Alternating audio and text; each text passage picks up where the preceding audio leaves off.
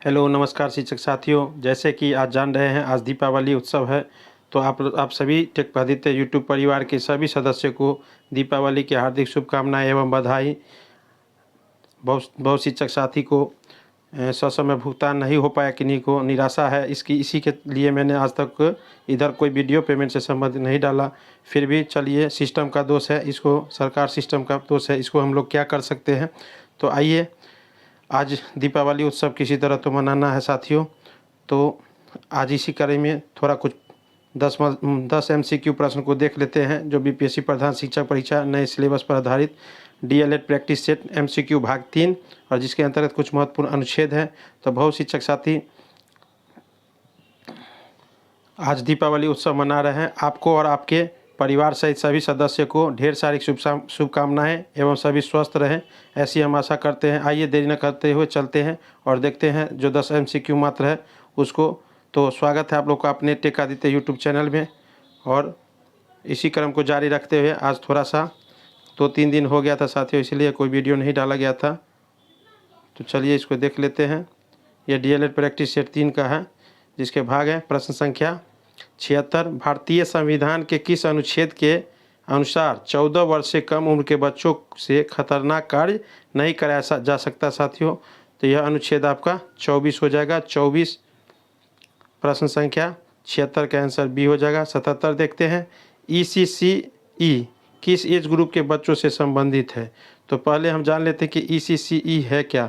ये अर्लीहुड child care और education, जिसको हम लोग आंगनवाड़ी कहते हैं साथियों, जिसको नई शिक्षा नीति में बाल वाटिका का संज्ञा दिया गया है और उसे नज़दीक के विद्यालय में टैग किया गया है। तो यहाँ 3 से 6 वर्ष के बच्चों के, मतलब 6 से नीचे वर्ष के बच्चों के लिए है, ये हम लोग भी जानते हैं। तो आपका आंसर डी हो जाएगा। प्रश्न संख्या 78 देखते हैं। उम्र और क्षमता से ज़्यादा काम न कराने से संबंधित भारतीय संविधान में नियम है। उम्र और क्षमता से ज़्यादा काम न कराने से संबंधित भारतीय संविधान में नियम है। तो ये किस अनुच्छेद में है, तो 39 के सी में है साथियों, 39 के सी अनुच्छेद में। प्रश्न संख्या 78 का आंसर ए हो जाएगा।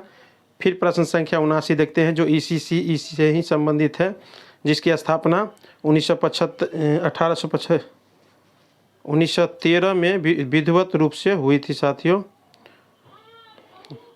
भारत के संविधान में कौन सा भाग ECCE से संबंधित है। तो ये आर्टिकल 45 में है साथियों। आर्टिकल 45 में, जिस तरह हम लोग का शिक्षा कानून अधिकार 21 के ए में है, उसी तरह। प्रश्न संख्या 80 देखते हैं, भारत के संविधान में समानता के अधिकार से संबंधित आर्टिकल क्या है। तो संविधान में आर्टिकल 14 जो है हमारे समानता के अधिकार से संबंधित है। तो आपका आंसर 80 का ए हो जाएगा। प्रश्न संख्या 81 देखते हैं, भारतीय संविधान की कौन सी अनुसूची बच्चों को भेद संरक्षण देती है। भारतीय संविधान की कौन सी अनुसूची बच्चों को भेद से संरक्षण देती है। मतलब आप किसी जाति धर्म के आधार पर भेदभाव नहीं कर सकते हैं, बच्चों में भी कोई भेद नहीं कर सकते, या दिव्यांग हैं, इसीलिए समावेशी कक्षा की शुरुआत की गई है, सभी को समान रूप से शिक्षा। तो ये आपका साथियों हो जाएगा अनुच्छेद 15। जैसे ही 14 में समानता दिया गया, उसी के बगल में 15 अनुच्छेद है, तो 81 का आंसर आपका बी हो जाएगा। चलते हैं प्रश्न संख्या 82 देखते हैं, बच्चों के मानव अधिकारों को क्या कहा जाता है। तो इसके लिए बाल अधिकार कहा जाता है। बहुत सारे बच्चे छिजित होते हैं, जिनका कोई नहीं होता, उनके लिए बाल सुधार गृह होता है, जो बच्चे कुछ गलत हो जाते हैं। प्रश्न संख्या 83 देखते हैं, निम्नांकित में कौन बाल अधिकारों का वर्गीकरण नहीं है। तो जीवन जीने का अधिकार तो है ही, संरक्षण का अधिकार भी है, सहभागिता है, इनमें से कोई नहीं। तो बाल अधिकारों का वर्गीकरण तो नहीं है, ये तो जीवन जीने से है, सहभागिता है, संरक्षण है। तो आपका आंसर 83 का डी हो जाएगा साथियों। प्रश्न संख्या 84 देखते हैं, भारत में निःशुल्क एवं अनिवार्य शिक्षा कानून कब पारित हुआ। तो आप लोग सब जानते हैं साथियों कि 2009 में यह कानून बना। 2009 में यह कानून बना और 1 अप्रैल 2010 को यह लागू हुआ साथियों, जो आर्टिकल 21 के ए में संबंधित है, शिक्षा का कानून अधिकार। तो ये यहाँ आप लोग देख सकते हैं, इसका आंसर आपका 2009 हो जाएगा। आंसर आपका ए हो जाएगा। प्रश्न संख्या 85 देखते हैं, आज कम समय है थोड़ा दीपावली के उत्सव पर, दीपावली को ही हम लोग एंजॉय करेंगे। प्रश्न संख्या 85, एक अध्यापक का श्रेष्ठतम गुण क्या होता है? एक अध्यापक का श्रेष्ठतम गुण क्या होता है? छात्रों के प्रति संपूर्ण समर्पण, छात्रों के प्रति उच्च चरित्र, छात्रों के प्रति उच्च विचार, छात्रों की धर्मनिरपेक्षा। तो यहाँ आपको सबसे सफिशियंट हो जाएगा साथियों, पूर्ण समर्पण छात्रों के प्रति, उनकी जो भी समस्या है उनको सतत अध्यापक के साथ उनके मूल्यांकन, परीक्षण, सारी क्रियाओं को देखना है। तो 85 का आंसर आपका ए हो जाएगा साथियों। प्रश्न संख्या 86 देखते हैं, अध्यापक का मुख्य रूप से किसके प्रति जवाबदेह होता है? अध्यापक मुख्य रूप से किसके प्रति जवाबदेह होता है? तो ये आप समाज और छात्रों के प्रति, पहला तो आपका अध्यापक है तो छात्र के प्रति तो आप होएंगी, लेकिन आप जितने अच्छे छात्र का निर्माण करेंगे उतना ही अच्छा समाज विकसित होगा साथियों। तो आपका आंसर ए हो जाएगा।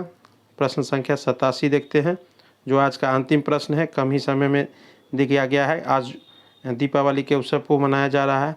बहुत शिक्षक साथी की दीपावली फीकी हो गई है, सिस्टम का दोष, सरकार का दोष, पेमेंट के कारण, लेकिन कर भी क्या सकते हैं, बैंक की बंदी होने के कारण भुगतान समय से नहीं आ पाया। प्रश्न लगभग 30 अरब की राशि, जो जहाँ सुनने में न्यूज आ रहा है साथियों, 30 अरब की राशि सितंबर और अक्टूबर के लिए तैयार है। आप देखिए ये कब तक आता है, उसकी सूचना मैं अगले नेक्स्ट वीडियो में आपको जरूर दूंगा साथियों।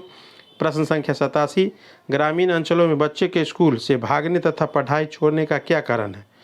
तो सबसे बड़ा कारण तो स्कूल की नीरस वातावरण। अगर बच्चे, शिक्षक और पढ़ाने के सभी साधन मौजूद हो, और जो ही साधन है उसके साथ शिक्षक अगर अपना नवाचार करते हैं तो बच्चे को अच्छा लगता है, वो सीखने के लिए तत्पर होते हैं।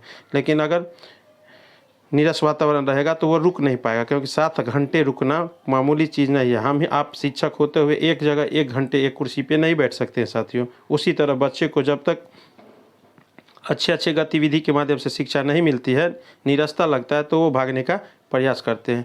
तो आज का वीडियो कैसा लगा आप लोग कमेंट बॉक्स में ज़रूर बताइएगा। और फिर से एक बार पुनः आपको और आपके परिवार के सभी सदस्यों को दीपावली की हार्दिक शुभकामनाएं।